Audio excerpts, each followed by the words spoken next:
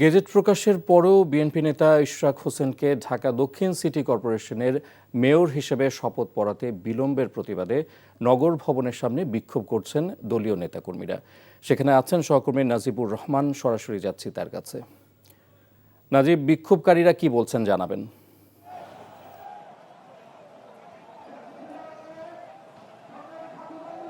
ইফতেখার, আপনি জানেন গত ২৭ মার্চ নিম্ন আদালত থেকে ২০২০ সালের যেই মেয়র নির্বাচনের যে ফল ছিল সেই ফলটি বাতিল করে ইঞ্জিনিয়ার ইশরাক হোসেনকে আদালত মেয়র হিসেবে ঘোষণা করে। তার ঠিক এক মাস পরেই কিন্তু নির্বাচন কমিশন থেকে মেয়র হিসেবে ঘোষণা করে তার পক্ষে একটি গ্যাজেট প্রকাশ হয়েছে এবং গ্যাজেট প্রকাশের এক মাসের মধ্যে শপথ আয়োজনের একটি বিধান রয়েছে, যেটি আসলে মানা হচ্ছে না এমন অভিযোগ কিন্তু ইঞ্জিনিয়ার ইশরাকের কাছ থেকে আমরা অনেক দিন ধরে শুনছিলাম। এবং তার প্রেক্ষিতেই কিন্তু আজ ইশরাকের যেই নেতাকর্মী রয়েছে বা তার সমর্থক রয়েছে এবং ঢাকা দক্ষিণের যেই ভোটার রয়েছেন তারা কিন্তু এই নগর ভবনের সড়ক অবরোধ করেছেন।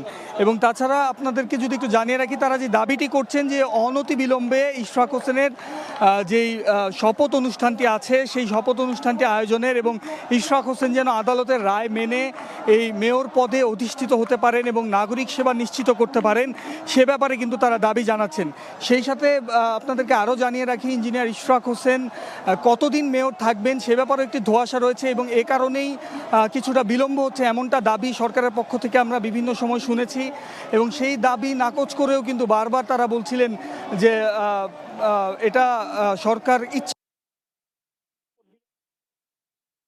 জানিয়ে আসছেন। তো সব মিলিয়ে এখন পর্যন্ত বিলম্ব করছে এমন অভিযোগ তারা জানিয়ে করেছেন। দুপাশে যে সড়ক রয়েছে সেই সড়কের যান চলাচল কিন্তু একেবারেই বন্ধ।